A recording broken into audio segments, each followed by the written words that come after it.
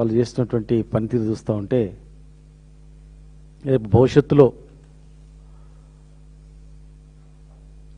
Congress party అనేది దీన్ని ఎందుకు మరి ఆత్మపరిశీలన చేసుకొని ప్రభుత్వంలో పనితీరు మెరుగుపరచడానికి ప్రయత్నం చేయాలి. కానీ అసహనంతో ఇష్టానుసారంగా వ్యవహరిస్తే, అసహనంతో రూల్స్కు విరుద్ధంగా వ్యవహరిస్తే మరి ఎవరు కూడా ఊరుకోరు.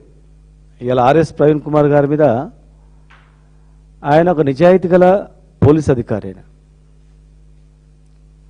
తర్వాత ఒక ఐపీఎస్ ఆఫీసర్కు గురుకుల బాధ్యత అప్పచెప్పరు.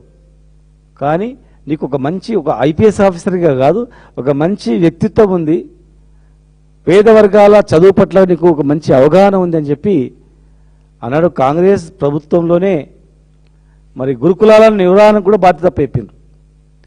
కాంగ్రెస్ ప్రభుత్వంలోనే హైయెస్ట్ సర్వీస్ చేసిండు పోలీస్ అధికారిగా. అంటే ప్రభుత్వ విధానాలకు అనుగుణంగా పనిచేసిండు. పనిచేసినందుకే ఆయనకు హైయెస్ట్ ఎక్కువ పనిచేసినందుకే ఆయనకు థ్రెటనింగ్ కాల్స్ రావడం, ఇంటెలిజెన్స్ నివేదికలు తెప్పించుకోవడం, నీకు చాలా థ్రెటన్ ఉంది, లైఫ్ థ్రెటన్ ఉంది, నిన్ను అత్యాయత్నం చేయాలని ప్రయత్నం చేస్తున్నారు, మాకు నివేదికలు ఉన్నాయని చెప్పి అనేక నివేదికలు తీసుకొచ్చి ఆయనకు ఒక సెక్యూరిటీ ఇచ్చింది, స్పెషల్ సెక్యూరిటీ. ఆయన బతికున్నంత వరకు బుల్లెట్ ప్రూఫ్ కారు సెక్యూరిటీ ఇవ్వాలని చెప్పి అలా నిర్ణయించారు. మీ ప్రభుత్వ విధానాల వల్ల ఆయన చేసిన సొంతం కాదు. ఆయన భూమి కాడ పంచాయతీ కాదు, బాయి కాడ పంచాయతీ కాదు, పాలెలో పంచాయతీ లేదు, పాలెలో పగలు లేవు, హాస్టల్లో ఉండి చదువుకొని పెద్దగా అయ్యి ఆయన మీ ప్రభుత్వంలో, కాంగ్రెస్ ప్రభుత్వంలో సమర్థవంతంగా పనిచేసినందుకు ఆయనకు థ్రెటనింగ్ కాల్స్ వచ్చినాయి.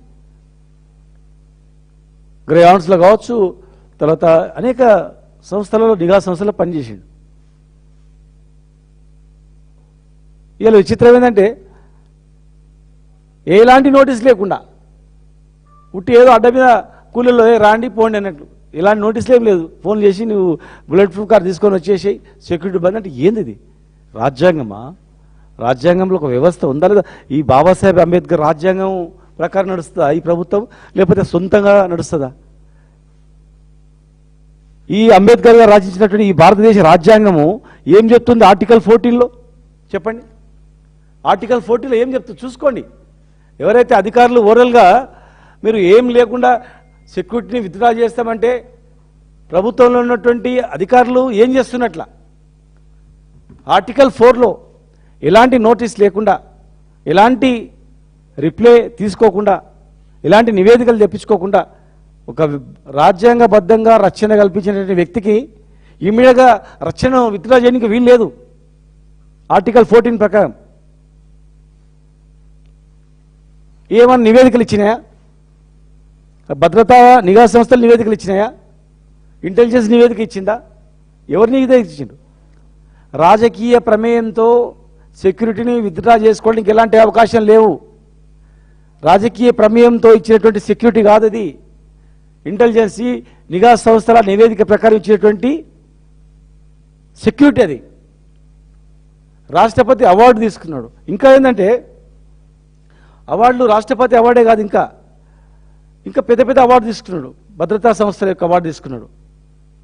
కేంద్ర హోంశాఖ నుండి సెక్యూరిటీ మోడల్, రాష్ట్రపతి అవార్డు, అనేక అవార్డులు, సెంట్రల్ గవర్నమెంట్ సెక్యూరిటీ అవార్డు తీసుకున్నాడు.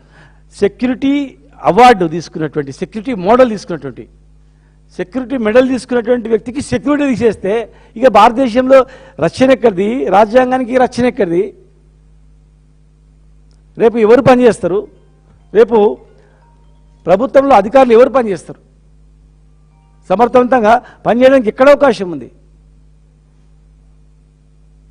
రాజకీయ ప్రమేయంతో అవకాశమే లేదు. నిఘా సంస్థలు ఏమైనా నివేదిక చూపించండి, భద్రతా సంస్థలు ఇస్తే చూపించండి. ఆయన ఉండేది పనిచేసేది ఎక్కువగా ఆయన ఎమ్మెల్యే కూడా కాంటాక్ట్ చేసిండు సిరిపూర్ కాగజ్ నగర్లో. అక్కడ దేశంలోనే హైయెస్ట్ మోవెస్ట్ కదలిక ఉన్నటువంటి ప్రాంతం అది భారతదేశంలో. అలాంటి ప్లేస్లో పనిచేస్తారు. అంటే మీరు ఆయనను భద్రత తీసేసి ఆయన చంపడానికి ఏమైనా ప్రయత్నం చేస్తుండ్రా? భద్రత తీసేసి ఆయన చంపాలని ఏమైనా ప్రయత్నం చేస్తుండ్రా? మేమేం చంపకుండా భద్రత తీసేస్తే ఆయన మా ప్రభుత్వంలో పనిచేసిండు, మేము చెప్పిన మాట విన్నాడు, ఎంతో మందిని అణచివేసిండు, దౌర్జన్యాన్ని అణచివేసిండు, ఇంకా రకరకాల మా విధానాలను అనుసరించిండు. ఆయనకి ఎంతో తిట్టలు ఉంది. ఆయన సెక్యూరిటీ తీసేసి సరిపోతే మనం ఏం చేయాల్సిన అవసరం లేదు, గొంతు నొక్కేయచ్చు, ఆయన కథం ఆయన అవుతాడనా? ఎట్లా అవుతుంది అది?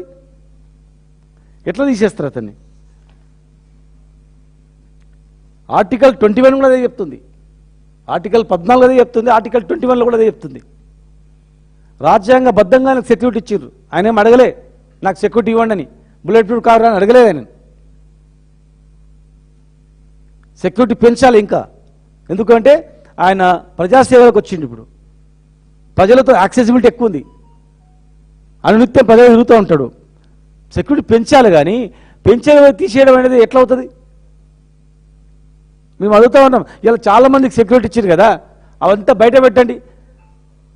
సెక్యూరిటీ ఎవరెవరికి ఇచ్చారు? సెక్యూరిటీ ఎమ్మెల్యేలు, ఎంపీలు, ఎమ్మెల్సీలు కాకుండా డీజీపీ గారు వివరించాల. ఎందుకంటే న్యాయపరంగా మేము లీగల్గా పోతాం రేపు ఖచ్చితంగా. మీరు అడుగుతాం, ఈ రాష్ట్రంలో ఎవరెవరికి సెక్యూరిటీ ఇచ్చిండ్రు, ఎందుకు సెక్యూరిటీ ఇచ్చిండ్రు? వాళ్ళు ఏమన్నా దేశం గురించి పోయి కొట్లాడిన వాళ్ళ? ఏమన్నా అవార్డులు వచ్చినాయా?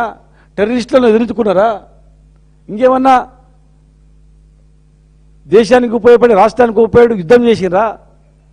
వాళ్ళకి ఏమైనా థ్రెటన్ ఉందా? ఏమి నివేదికలు ఇచ్చిండ్రు? ఇంటెలిజెన్స్ నివేదిక ఏమి ఇచ్చిండ్రు? ఏమైనా భద్రతా సంస్థలు నివేదిక ఇచ్చిర్రా? ఈ వ్యక్తికి మేము సెక్యూరిటీ ఇచ్చినాం, లేకపోతే ఈయనకు చాలా మెడల్స్ వచ్చినాయి, అవార్డులు వచ్చినాయి, ఈయనకు టెర్రరిస్టులతో కొట్లాయండు, ఈయనకి ఇవ్వాలని చెప్పి ఇచ్చిండ్రా? ఎమ్మెల్యేలకు, ఎమ్మెల్సీలకు, ఎంపీలకు ఇస్తారు, మాజీ మంత్రులకు ఇస్తారు, మాజీ ఎమ్మెల్యేలు కూడా కొంతమందికి ఇస్తారు. పనిచేసే క్రమంలో కొందరు మంచి చేస్తాం, కొన్ని చెడు చేస్తాం. చెడు చేసిన వాళ్ళు ఏమైనా కోపం పెట్టుకుంటారేమో, ప్రజా జీవితంలో పోతుంటారని చెప్పి. అది ఒకరి విచ్చ కాదు, అది ఇవ్వాల్సిందే. కుటుంబాన్ని వదిలిపెట్టి రేయింబౌలు కష్టపడినటువంటి వ్యక్తులకు, ప్రజాప్రతినిధులు కావచ్చు, అధికారులు కావచ్చు, అది రాజ్యాంగం కల్పించే హక్కు. అది ఎవరి ఇష్టానుసారంగా రాజకీయ ప్రమేయంతో ఇష్టానుసారంగా ఈయన తీసేయండి, ఈయనకు పెట్టండి, ఈయనకు పెంచండి చేయనికి వీల్లేదు. అది ఎవరు అడుగుతలేరు కదా అని చెప్పి మీరు ఇష్టానుసారంగా చేస్తే కాదది. రేపు చట్టం అడుగుతుంది, రేపు కోర్టులు అడుగుతాయి, కోర్టులకు సమాధానం చెప్పాల్సి వస్తుంది. ఆయన పనిచేసింది సగం మొత్తం మీ కాంగ్రెస్ ప్రభుత్వంలో పనిచేసిండు. కేంద్రం నుంచి అనేక మెడల్స్ వచ్చినాయి, కేంద్ర నిఘా సంస్థల నుంచి మెడల్స్ వచ్చినాయి, చెప్పలేని వచ్చినాయి, రాష్ట్రపతి అవార్డు కాదు, ఇంకెన్నో వచ్చినాయి. ఎంతోమంది, వేలాది మంది, లక్షలాది మంది విద్యార్థులకు ఆదర్శంగా ఉండి వాళ్ళని ఎంతోమందిని చదువుకోవడానికి ప్రేరేపించిన వ్యక్తి. ఎంతోమంది దేశ విదేశాలు ఉన్నారు. అలాంటి వ్యక్తిని ఎంకరేజ్ చేయాలి. చిన్న ఇల్లు నుంచి, చిన్న హాస్టల్ నుంచి ఒక్కడు బయలుదేరి అంచెలంచెలుగా కష్టపడుకుంటూ వచ్చిండు కదా, ఈ స్థాయి వరకు వచ్చిండు. ఇంత పెద్ద డీజీపీ అయ్యే స్థాయి వచ్చినా కూడా ఆ ఉద్యోగం కూడా వదిలిపెట్టి ప్రజా జీవితంలోకి వచ్చిండు. అట్లాంటి వ్యక్తిని పార్టీలకు అతీతంగా ప్రభుత్వాలు ఎంకరేజ్ చేసేది పోయి గొంతు నొక్కే ప్రయత్నం చేస్తే చట్టాలు లేవనుకుంటున్నారా?